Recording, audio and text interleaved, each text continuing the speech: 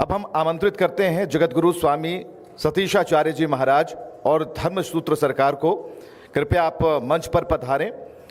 हम इनके बारे में बताना चाहेंगे कि धार्मिक शिक्षण और आध्यात्मिक प्रवचन से जुड़े हुए ये संत हैं जगतगुरु स्वामी सतीशाचार्य जी महाराज, और धार्मिक विचारों और सनातन विषयों पर सक्रिय वक्ता के तौर पर धर्मगुरु सरकार अपने विचार हमेशा से पेश करते रहें। तो हम सादर आमंत्रित करना चाहेंगे।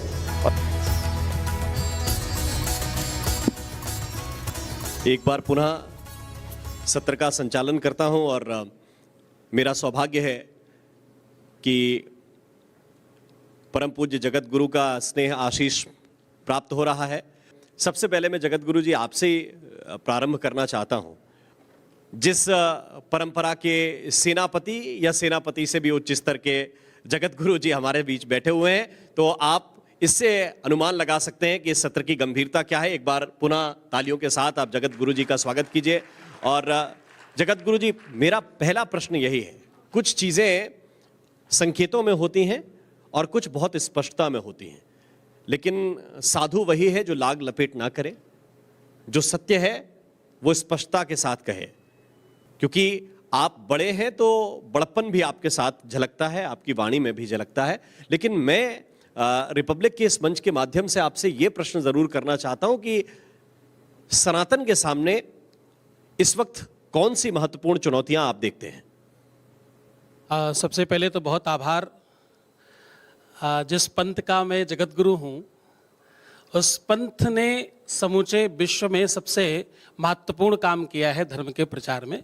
हमारे पंथ में मैं जगत गुरु भगवान के पद पर हूं, जगत गुरु भगवान स्वामी रामानंदाचार्य के पद पर हूँ। हमारे यहाँ निर्गुण सगुण तुलसीदास, कबीरदास, सूरदास, मलूकदास, जितने भी आप दास सुनते हैं, वो चाहे रविदास हों, ये सब इसी पंथ से हैं। भगवान राम को मैं नमन करता हूँ।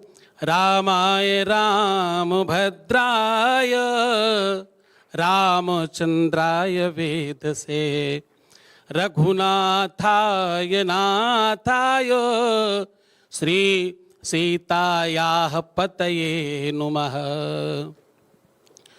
तो दोनों हाथ उठाकर एक बार बोलिए, जय श्री राम। जय श्री राम। संकट ये है कि हमें पढ़ाने वाले लोग शिक्षित नहीं हैं। शिक्षा का बड़ा प्रबल अभाव है। शिक्षा का अभाव होने से जब आप शिक्षित होते हैं, जब आप ज्ञानी होते हैं, जब आप कुछ लर्न करते हैं, तो आप अर्न करने के लिए दक्ष हो जाते हैं और उसके अधिकारी हो जाते हैं। इसमें सबसे बड़ी मुझे जो सबसे बड़ा संकट दिखता है, नए कोपलों पर, नई पौध पर, जो नई जनरेशन है। अभी मैं दिल्ली यूनिवर्सिटी में हमारा सिंहासन पढ़ा, उससे पहले किसी और कॉलेजेस में। मैं स्वयं भी 12 यूनिवर्सिटियां और 400 स्कूल का छोटा सा बुके चला रहा हूं। तो मैंने ये देखा है कि जो सबसे भारी संकट है वो नई पौध पर है, नए कोपलों पर है, नई कलियों पर है, नए पुष्पों पर है। सीधे कहें तो जेनजी के ऊपर संकट भारी है। उनको धर्म, सनातन और ये जो मंदिर, ये जो मूर्ति, ये जो पूजन, ये जो संस्कार हैं, इन सब में एक रत्ती का कोई किसी भी प्रकार का इंटरेस्ट है ही नहीं। ये सबसे भारी संकट है। कल कौन होगा हिंदू? कल कौन होगा सनातनी? कल कौन टीका लगाएगा, कौन चंदन लगाएगा, कौन शिखा रखेगा, और कौन कहेगा कि हम हिंदू हैं, हम सनातनी हैं? 2000 वर्ष पूर्व कोई सभ्यता नहीं थी, कोई और तो परंपराएं नहीं थी। आप सतयुग, द्वापर, त्रेता, कलयुग, हर युग में थे, और आज समूचे विश्व में सबसे कम आप ही हैं। कल क्या होगा? तो ये भारी संकट है। जी जगत गुरु जी, एक बात आपसे पूछना चाहता हूं। देखिए, समस्या जब हमारे सामने प्रकट हो तो हम बात करते हैं उसके समाधान की और उसके कारण की भी। ये अगर गैप बढ़ रहा है हमारी पीढ़ियों के बीच में, आगे आने वाली पीढ़ी के बीच में, तो इस गैप के कारण में आप क्या देखते हैं? क्यों ये पीढ़ी जो है ना उतनी नजदीक नहीं है अपनी परंपराओं के, अपने शास्त्रों के जो होनी चाहिए? लेकिन इस बीच में जो मध्य में इतना बड़ा गैप धीरे धीरे बढ़ता जा रहा है, जो जिसकी गति बहुत तेज है, तो इसको कैसे आप देखते हैं? इसको कैसे देखते हैं, ये बड़ा बढ़िया प्रश्न है। सबसे पहले तो मैं आपको, आर भारत को, आपके समूह को धन्यवाद करूंगा। मैं इसको ऐसे देखता हूं कि आप जैसे लोग जब सनातन को लेकर के संवाद करेंगे, आप जैसे समूह, इतना व्यापक आपका ये पूरा कैंपस, मुझे तो ये स्वप्न लग रहा है अभी भी। उसका बड़ा कारण आपको बता रहा हूं। सनातन संवाद, सनातन पर चर्चा, संवाद जो है वो किसी भी व्यवस्था का, किसी भी मुसीबत का, किसी भी झगड़े का, किसी भी संकट का समाधान है। संवाद आज इस प्लेटफॉर्म पर हो रहा है।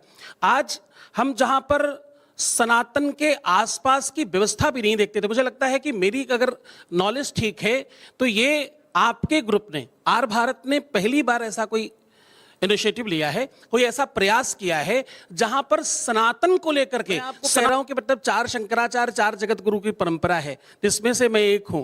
तो ये परंपरागत मेरे आसन को तो प्रथम बार ही किसी ने ऐसे बुलाया, क्योंकि हम लोग तो बैकएंड में काम कर रहे हैं शांति से बैठकर। हमारे सिपाही तमाम हैं, मतलब आज हमारे यहाँ 1.25 करोड़ साधु हैं, तो तमाम सिपाही हैं जो काम कर रहे हैं। संवाद चाहिए, इस पर चर्चा चाहिए। आज किसी न किसी तरह से करोड़ों करोड़ लोग आपको देख रहे हैं, आप जन जन तक दिखते हैं। और सबसे बड़ी बात क्या है कि आपकी अपनी एक निजता है, आपकी अपनी एक सत्यापितता है। आपने सत्यापित किया अपने आप को, आपकी सत्यता, आपकी निष्ठा, आपकी निजता और आपका अपना कहा हुआ अभी तक का जो भी आपका चरित्र दिखता है वो सर्वश्रेष्ठ है। तो मुझे लगता है ऐसे प्लेटफॉर्म पर चर्चा होगी, ऐसे प्लेटफॉर्म पर सनातन होगा तो ये संवाद परिवर्तन का काम करेगा और ये समाधान है। देखिए संकट तो भारी है जी। संकट भारी इसलिए है कि हम कभी हिंदू की बात कर रहे हैं, कभी हम मुस्लिम्स की बात कर रहे हैं, हम कभी संप्रदायों पर चर्चा कर रहे हैं, हम दुनिया भर के संकटों पर बात कर रहे हैं, बीमारियों पर बात कर रहे हैं जो सबको पता है। समाधान क्या है, उसका इलाज क्या है? क्या पूरा मेडिकल स्टोर रख करके कोई व्यक्ति स्वस्थ हो सकता है? तो नहीं। क्या पूरा का पूरा दवाइयों का पुलिंदा लेकर कोई स्वस्थ हो सकता है? तो नहीं। जब आप नब्ज पकड़ना जानते हैं, जब आपको यह पता है कि असली समाधान का कारण कहां है और समाधान कैसे होगा, प्रॉब्लम है कहां, तो आप उसका समाधान कर पाएंगे। प्रॉब्लम है आपकी नॉलेज में, प्रॉब्लम है कि आप अपने को जानना नहीं चाहते, आत्मबोध नहीं करना चाहते, आपका आत्मदर्शन के प्रति कोई रवैया नहीं है। आप व्हाट्सएप यूनिवर्सिटी पे अथवा सोशल मीडिया यूनिवर्सिटी पर केवल जो लिखा है वो पढ़ रहे हैं, वो सत्य है, वो असत्य है। और मैं एक लाइन कहता हूं साहब, आप इस बात को जरूर ध्यान से समझें कि लोग आंख से नहीं देखते। व्हाट आई एम सेइंग जी, लोग, पीपल आर नॉट, वो आंख से देखना नहीं चाहते, लोग कान से देखते हैं। जो सुन लिया वही सत्य है। जो अपवाद चल रहा है, जो कुप्रचार चल रहा है सैकड़ों वर्षों से, हम उसी को सत्य मान रहे हैं, हम उसी को इतना स्वीकार कर चुके हैं कि यही सच है।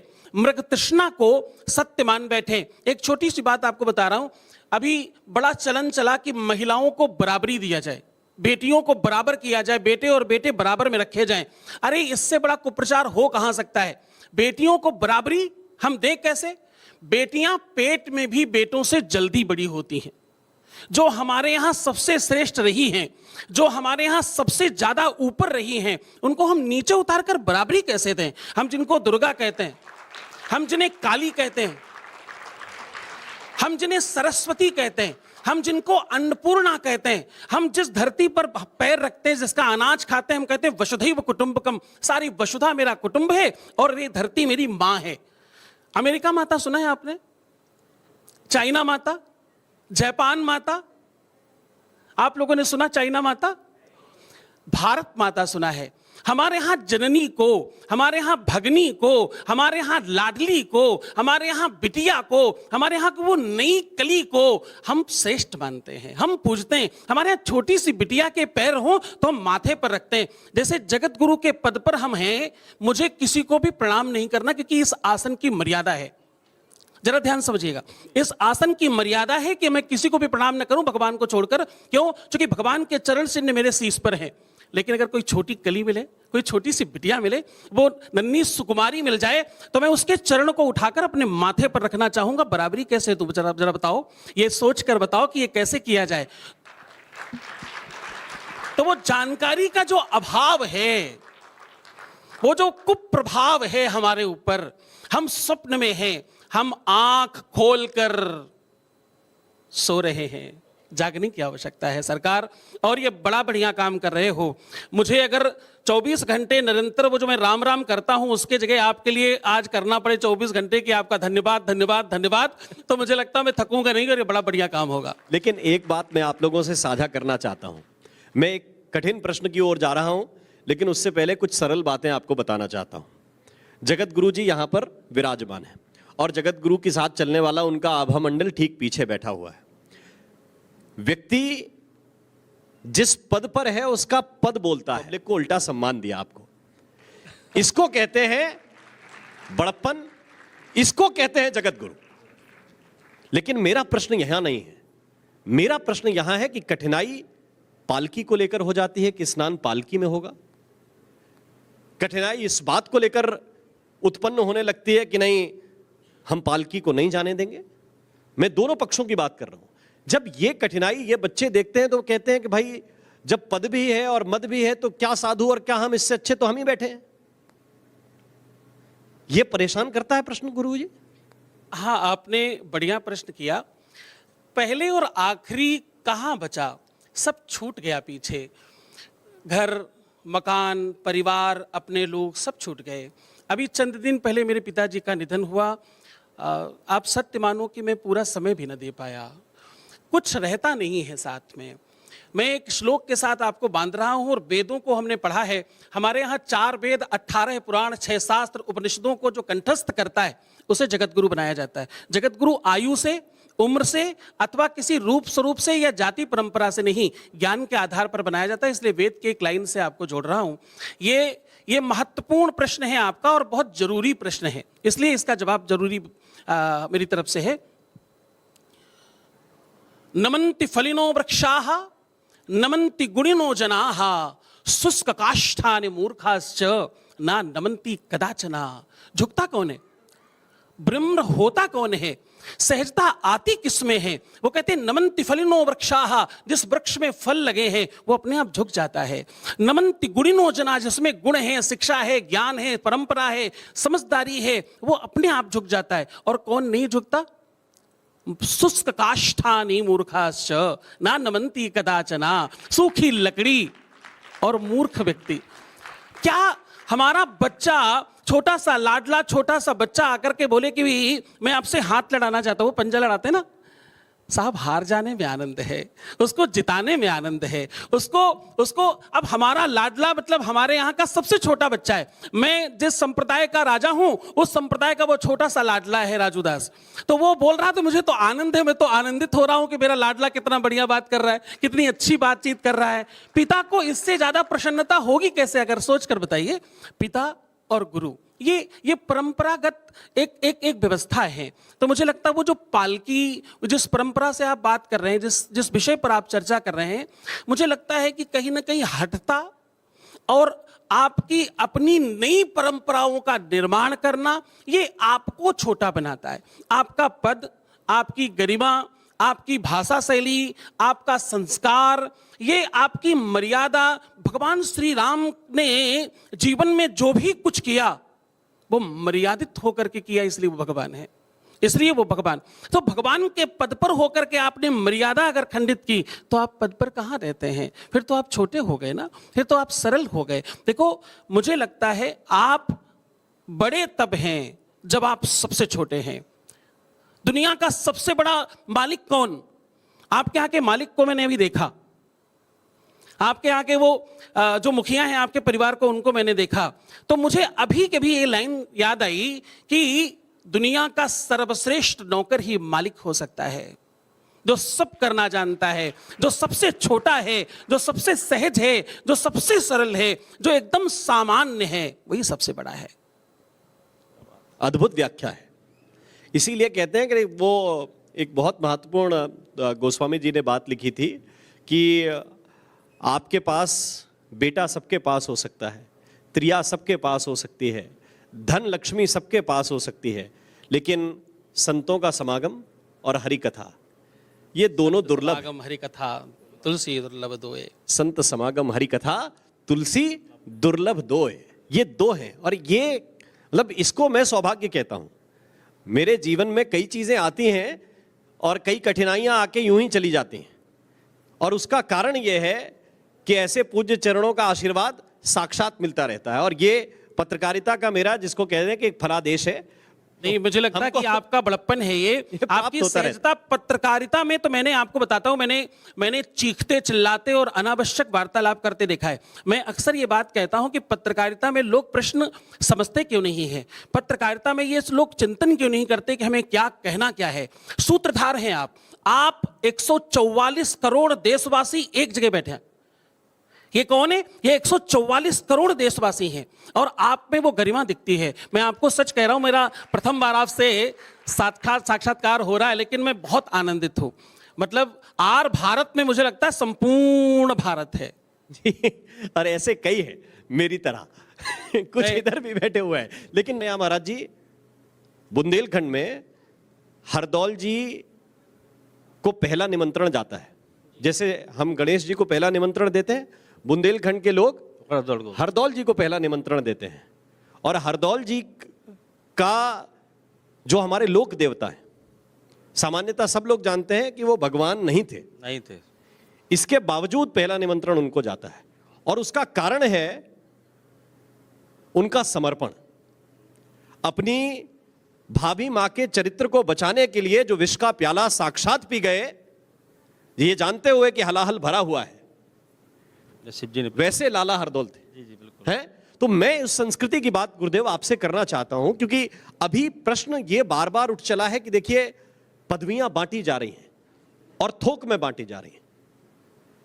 आप गुण में महामंडलेश्वर तक पहुंचे कि नहीं पहुंचे, लेकिन नाम महामंडलेश्वर हो जाएगा।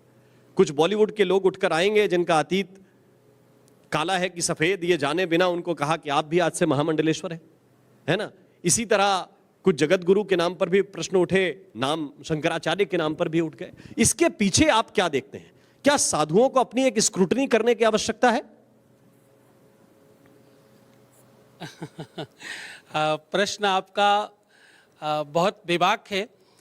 ऐसी बातों पर चर्चा करने में मुझे लगता है कि साधुओं को बचना चाहिए, क्योंकि ये जिस संदर्भ में आप बातचीत कर रहे हैं, स्कूटनी, तो मुझे लगता है हर व्यक्ति को, थोड़ी देर पहले हम लोग चर्चा कर रहे थे कि आत्म मंथन, आत्मचिंतन और आत्मदर्शन ये सबके लिए परस्पर आवश्यक है।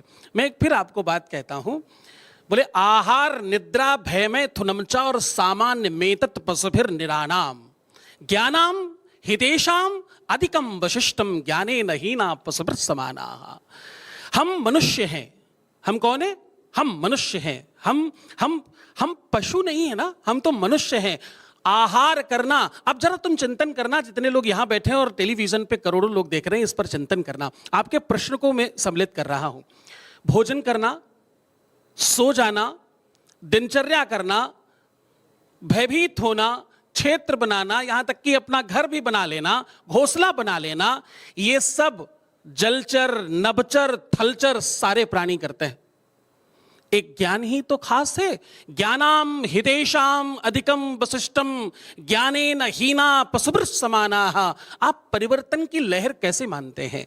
मैं आपको इसका एक पॉजिटिव साइन देता हूं, इसको आप सकारात्मकली थोड़ा देखें। किसी को भी महामंडलेश्वर अथवा मंडलेश्वर अथवा चतुर्द्वाराचार्य, द्वाराचार्य अथवा चतुर संप्रदाय का मुखिया बनाया जाए, ये जितने भी पद पदांतर की व्यवस्थाएं हैं ना, ये मुझे लगता है कि जीवनोपयोगी हैं। कोई काला इतिहास लेकर आया, कोई गोरा इतिहास लेकर आया है। अगर वो परिवर्तन चाहता है तो हमारे यहाँ इतिहास कहता है कि अंगुलमान के समय से, कालिदास के समय से हम निरंतर उस व्यवस्था में हैं कि बिगड़ी हुई व्यवस्था को सही करने के लिए कोई भी आगे आए, उसका सदैव स्वागत है, उसका सदैव बंधन है, और वो अच्छा काम करना चाहता है। इससे अच्छा कुछ नहीं। हम सर्वे भवन्तु सुखिना वाले लोग हैं ना। हम जिस संप्रदाय से आते हैं उसमें एक रहीम दास भी हैं। कौन है? रहीमदास जी। रहीम दास जी, अब आप समझ रहे होंगे मैं क्या कहना चाह रहा हूं। हमने सबका स्वागत किया है, हमने सबका वंदन किया है। आवश्यकता है हमें अच्छा देखने की, आवश्यकता है हमें सकारात्मक रहने की। यद्यपि मैं जानता हूं कि अगर मैं थोड़ा कंट्रोवर्शियल बातचीत करूं, अगर मैं थोड़ा विध्वंसक बातचीत करूं, अगर हम डिस्ट्रक्शन की बात करें, कंस्ट्रक्शन की बात नहीं करें, तो हमारी बात ज्यादा सुनी जाएगी। लेकिन ज्यादा सुनाकर क्या होगा? मांस दिवस लंघन करूं और भोजन करूं तो मांस, ऐशियार पागल भया कहीं सिंह चरत हैं घास। होगा क्या? हमें तो चंद लोगों को जगाना है। हम अच्छी चीजों को अच्छी तरीके से देखें। ये जितनी पदवियां बांटी जा रही, मुझे लगता है कि इसमें कुछ बुराई नहीं है।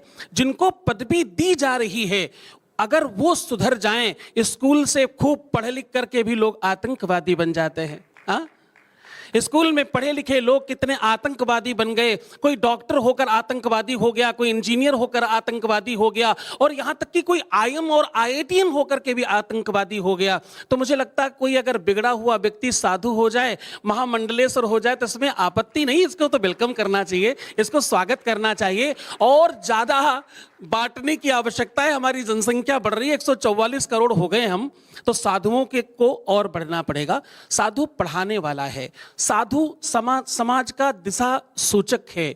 साधुओं को अपने चरित्र पर, अपने चित्त पर और अपनी निजता पर काम करना चाहिए। और स्कूटनी जो आप कह रहे हो ना, वो तो डेफिनेटली आवश्यक है। मतलब ये तो सर्वाधिक आवश्यक वस्तु है। ये तो सबके लिए रोज की जरूरत है। मैं तो आप सबको भी कहता हूं कि रात्रि जब सोया करें तो एक बार ये चिंतन करें कि आज हमने क्या बुरा किया है जो हमें कल नहीं करना, और कल हम क्या खास करेंगे। बस एक छोटा सा नियम तुम्हें दुनिया का सबसे बड़ा आदमी बना सकता है। 2 हाथ पैर का आदमी एक भीख मांग रहा है और एक दुनिया का सबसे बड़ा आदमी है। मैं अदानी साहब से मिला तो मैंने बड़ा ध्यान से देखा, इनको 4 हाथ है क्या? तो मुझे लगा नहीं, इनको तो 2 ही है। तो जब 2 हाथ पैर का व्यक्ति विश्व का सर्वश्रेष्ठ व्यक्ति हो सकता है, तो 2 हाथ पैर का व्यक्ति चौराहे पर भीख क्यों मांग रहा है? क्यों हम समझ नहीं रहे? क्यों हम जाग नहीं रहे? कौन सी चीज है किसी में जो वो उसको बहुत बड़ा बनाती है? तुम में क्या नहीं है जो तुम अपने आप को कम समझते हो? जाग जाओ, आंख खोलकर देखो। रात में एक बार निरीक्षण करना ही चाहिए। सवेरे उठ करके अपने हाथों को देखो और बोलो कि मैं कर्मठ हूं, मैं कर्मशील हूं, मैं कर्म को पूजने वाला व्यक्ति हूं। और कर्मण्येवाधिकारस्ते मा फलेषु कदाचन। हम उस देश में रहते हैं जहां कर्म करना निरंतरता है, फल तो आएगा ही, वो तो होगा ही होगा। हमारे यहाँ का किसान अपने घर का तमाम बीज उठा करके मिट्टी में फेंक आता है और निश्चिंत होता है कि ये सारा का सारा उगेगा, खूब सारा बनेगा और हमें ये संपन्न कर जाएगा। तो इस परंपरा के रहने वाले हम सब हैं। हम तो सकारात्मक देखें, हम अच्छी चीजें देखें। हमारी छोटी आंखें, 2 तो भगवान ने मात्र आंखें दी हैं, कहां कहां देखें, अच्छा देखें। थोड़े दिन की तो जिंदगानी है, क्योंकि धन्यवाद निर्विवाद हानि लाभ सही और जाही विधि राखे राम ताही विधि रही। परमात्मा के चरणों में रहकर सकारात्मक रहना है, बड़ा बनना है, श्रेष्ठ बनना है। अपने कुल के लिए, अपने क्षेत्र के लिए, अपने डिस्ट्रिक्ट के लिए, अपने प्रदेश के लिए और अपितु अपने देश के लिए कुछ कर गुजरना है। जिंदा रहने के लिए नहीं जीना है, मरने के लिए जीना है। मरने के बाद अमर होना है ना, इसलिए। बहुत बहुत धन्यवाद, बहुत बहुत आभार, बहुत बहुत धन्यवाद हमारे साथ इस कार्यक्रम में शामिल होने के लिए। बहुत आपका भी बहुत धन्यवाद। आपने धन्यवाद आपका भी, मुझे अवसर प्रदान किया, इसके लिए बहुत बहुत धन्यवाद। जय जय श्री सीताराम। जय श्री राम।